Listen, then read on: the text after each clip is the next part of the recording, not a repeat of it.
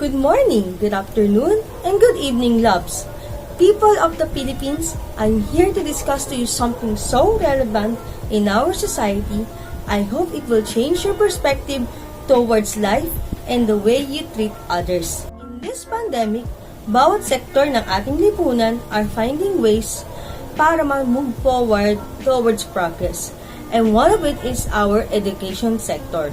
Di nyo man nakikita, ang ating mga guro ay nagtatrabaho at nagsasakripisyo din para sa ating bayan para matugunan ang problema ng ating bayan other than COVID-19. Maniwala man kayo sa hindi, importante rin ang responsibilidad at ang role ng ating mga guro sa napapanahong health crisis na ito.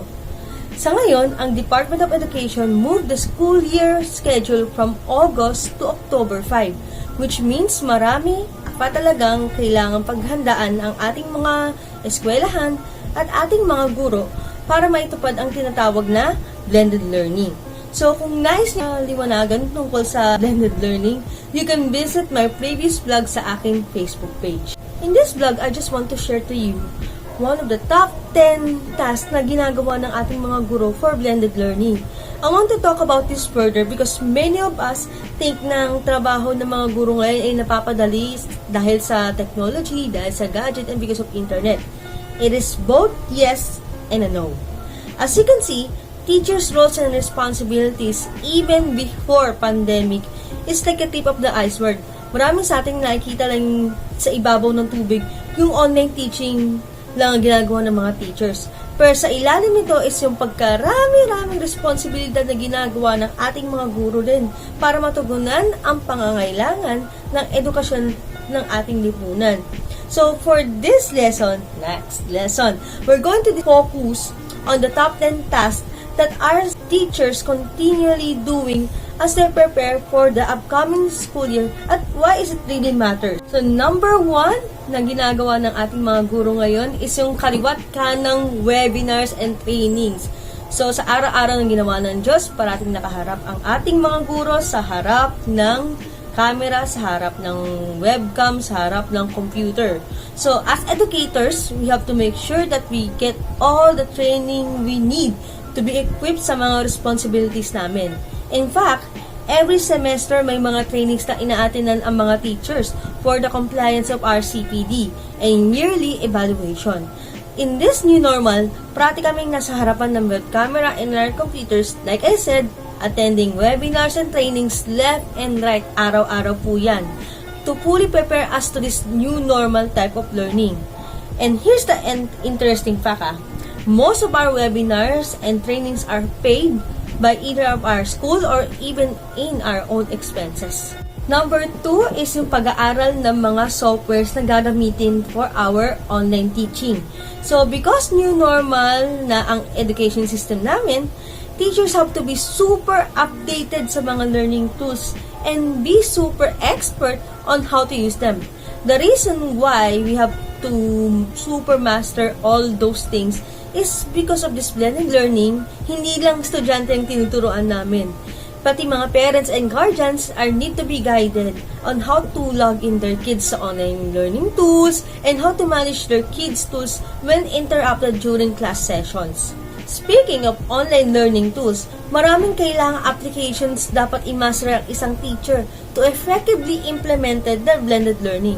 One of the examples of those applications are Zoom, learning modules like Bismart, Phoenix Aralinks, and tons of Google application. As of now, I'm so grateful with Google for Education because they were able to give free webinars and certifications for teachers para gamitin ang kanilang mga online applications. And here's the reality fact here. So, for young educators, going through these applications are not so easy. And kung hindi ito madali sa amin, lalong hindi ito madali sa ating mga tenured and senior citizen teachers na gusto pa rin magturo. So, in both ways, learning to use and master these applications ay hindi walk in the park or piece of cake lang. Di pa ba bang mga apps na to? Most of them, kailangan mo pang bilhin in premium to maximize their usage. So, technically, sino pa rin ang gagastos in the end? So, number 3 task is the new lesson learning lesson planning. So, ang paggawa ng lesson plan is talagang responsibility ng teacher yan. Pero sa new pandemic to, iba na ang paggawa ng lesson plan. So, if you think yung teachers natin are only one subject matter, na isa lang tinuturo nilang subject sa tanan ng buhay nila, nagkakamali kayo. Because many of our teachers are teaching more than one subject. May mga teachers na kahit science major, nagtuturo pa rin ng history or mathematics. So, for many of our teachers, they're usually handling 4 or 5 different subjects na tinuturo.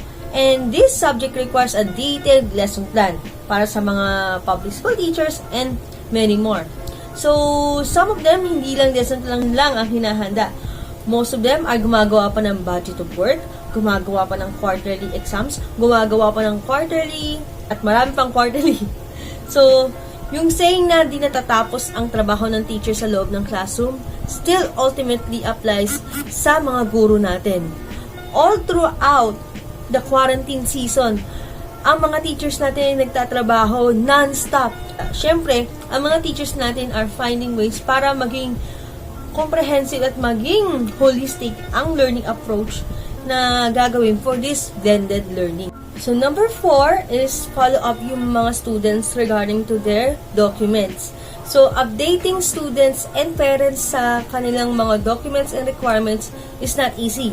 Most teachers pupunta pa sa bahay ng mga estudyante nila para kumuha ng mga documents to enroll these students with risk, okay? So, sa public school setting, talagang kailangan magtiyaga ng mga teachers, lalo na sa mga kailangang gawa ng online account ng mga students, and so forth. So, hindi rin po siya piece of cake. So, number 5 po is yung tinatawag nating mga faculty meetings. So, since bawal pa ang physical meetings ng ating mga guro, almost all of the faculty meetings ng mga teachers are through video conferences. And hindi po nagchichikahan ang ating mga teachers.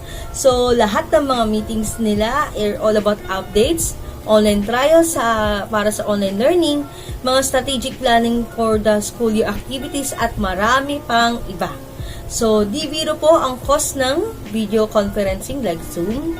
So, using premium sa mga video conferencing app na to are mahal dahil sa time restrictions. So, number 6 po is yung tinatawag natin na trial classes.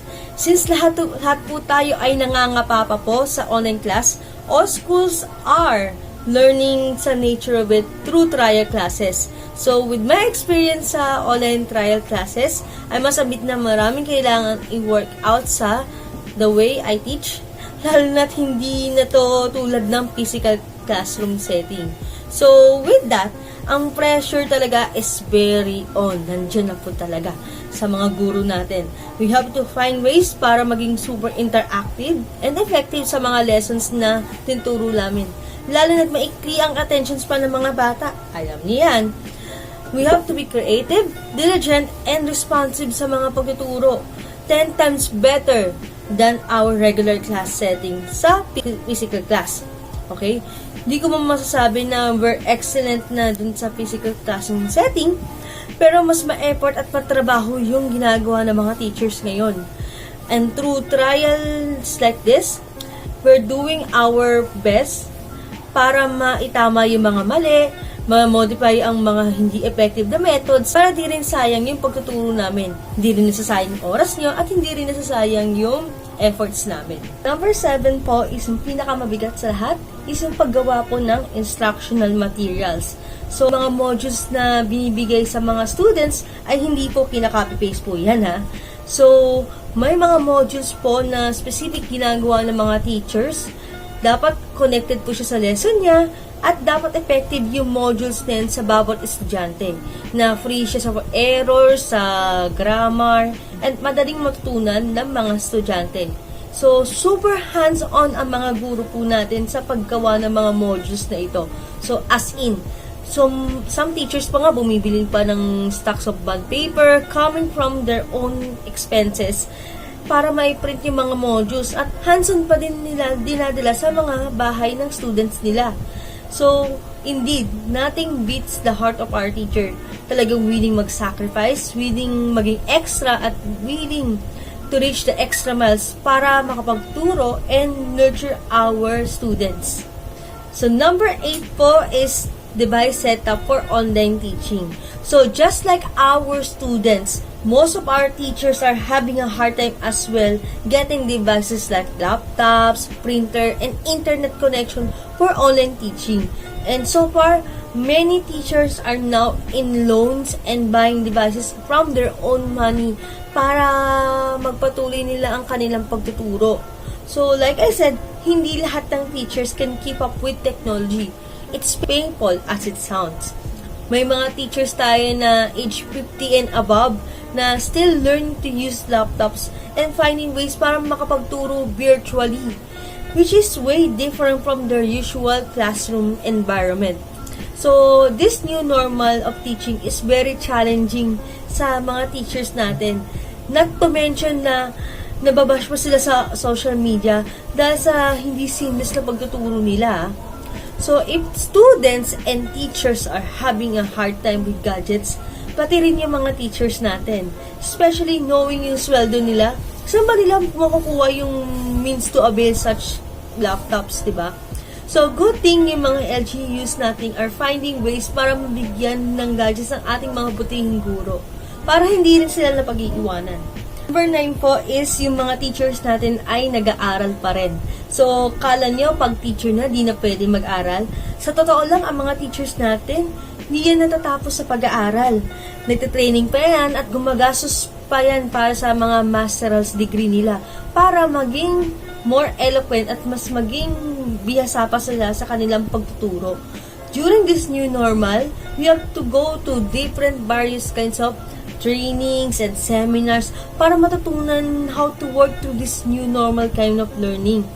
Like, paano ba mag-conduct ng experiment to virtual class, how to make sure that classes are still interactive and effective within the blended learning methods, and marami pang iba. So, yung mga teachers natin, hindi po yan stagnant, hindi po yan nagkakain lang ng oras para lang sa wala. Most of the seminars ng mga trainings na yan are paid. Mahal po ang trainings na yan. At swerte na lang kung makakakuha ka ng libreng trainings, which I'm thankful na most of our private sectors are giving that to our teachers. And number 10 sa lahat ng pinaka-pinaghahandaan talaga ng mga teachers na to is yung all-out preparations both mentally, intellectually, physically, at lahat ng aspect ng buhay nila. So, this blended learning is certainly will take a toll on our teachers, lalo na sa daming challenges, changes, and preparation na ginagawa nila. So far, kami din mga educators, may mga doubt and skepticism din kami whether methods will work. Pero we have high hopes na rin na kailangan pa rin kaming magkaroon ng faith sa sarili namin at faith sa sistema na to, na as long as we're preparing well, makakaya namin na mairaos ang new normal na to, na with excellence, with effectiveness, at nandun na rin yung end goal namin, is that to teach our students effectively. So, like I said, nag-focus po tayo sa 10 kasi more than those factors na sinabi ko po, marami pa po talagang responsibilities at roles ang mga guro natin na hindi nyo pa nakikita. So, I hope na as you get your children or get through your online classes, sana maging mabuti kayo sa mga teachers nyo. Sana pagpasensyahan nyo, give understanding, heart of compassion sa ating mga guro. Kasi more than just our medical frontliners, our other frontliners, our teachers is also our frontliners. And as we go on to this new normal of education, I hope and I pray na hindi matatapos lang to sa means of teaching our students. We hope na this will spark change for the better, and I pray na it will continually give us the progress, give us the solutions that we need para matapos na ang mga problema sa lipunan natin, mapugsa ang cancer ng ating lipunan, at maturuan na rin ang ating mga kabataan na lumaban ng tama para sa magandang kinabukasan. So, loves, I hope that you learn from this lesson. And if you have suggestions and if you have things that you want to ask, you can just comment down in the comment section and I hope to see you in the next class. This has been Teacher Angel, and see you on the next meeting. Bye!